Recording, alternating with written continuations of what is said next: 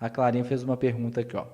E quanto o fator emocional e psicológico podem influenciar a resposta do PSE do meu atleta e, consequentemente, a análise crítica do treinador perante aqueles dados? Excelente, Clarinha. Esse é um momento onde a gente é um momento crítico, né? É um momento onde a variável fica em xeque.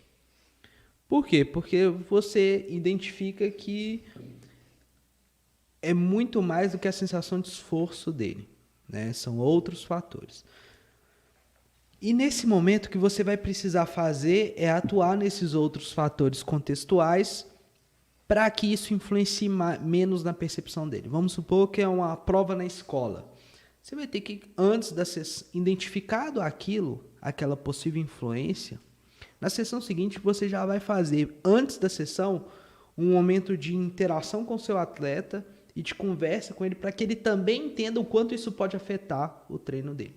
E você vai psicoeducá-lo de que ele precisa separar um pouco esses sentimentos. Bruno, isso é impossível? Não é impossível, mas é difícil. E aí, depois que você faz essa primeira psicoeducação e você já identificou, teoricamente você vai precisar dar um peso menor para aquela resposta do que você dava antes. Se o seu atleta nessa sessão der uma PSE 10, é como se você estivesse vendo uma PSE 7. Bruno, mas como é que eu vou saber qual número? Infelizmente, nessa hora eu vou falar assim, ó, segue teu feeling. Nessa hora não tem como, gente. Nessa hora a ciência não conseguiu responder, ninguém conseguiu responder ainda.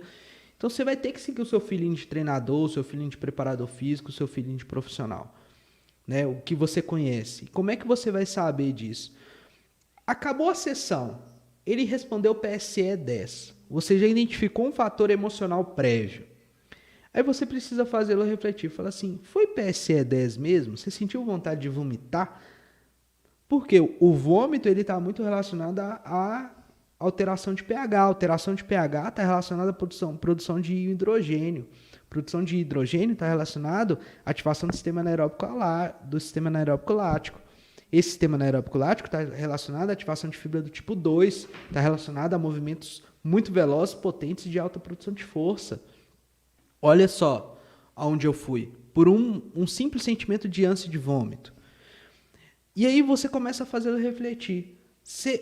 Na hora que você estava, por exemplo, a Clara da ginástica, né? Na hora que você estava lá na paralela, você sentiu que você não ia conseguir se manter em cima dela porque sua força estava faltando? Então, realmente, essa PSE dessa é máximo? Será que foi o treino mais difícil da sua vida? E aí você vai ter que interagir, você vai ter que desconstruir essa influência. Mas existe uma outra questão que é o seguinte, gente. Quando o atleta ele está emocionalmente abalado, está mudando uma região do nosso cérebro, né? A região ali do sistema límbico, que é a região responsável ali por regular as nossas emoções e captar esses sinais. Tem alguma mudança fisiológica ali que faz ele ter uma alteração emocional. Isso influencia o nosso córtex pré-frontal, onde a gente toma decisão. E o nosso córtex motor também, que é o que coordena o nosso movimento.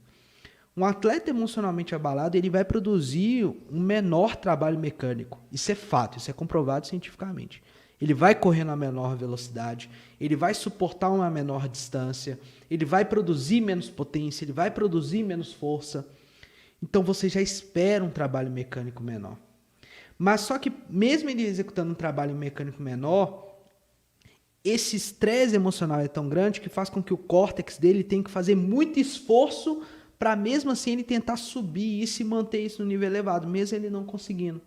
Então isso já faz a PSE ser mais alta, porque o córtex dele está tendo que fazer muita força para compensar essa alteração de uma região lá do nosso cérebro, que é a região que regula a emoção.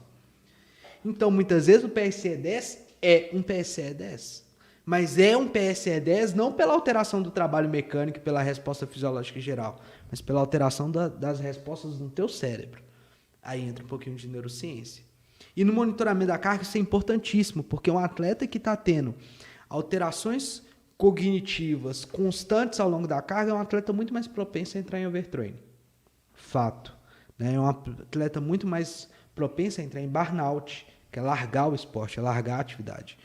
Então, não dá para separar, a gente pode fazer ações psicoeducativas com esse atleta, com esse aluno, mas também a gente precisa, em alguns momentos, ler que aquilo é o que é, porque a gente tem ali uma medida que interage cognição, cérebro, com o nosso corpo e com o que o corpo envia de sinal para o cérebro.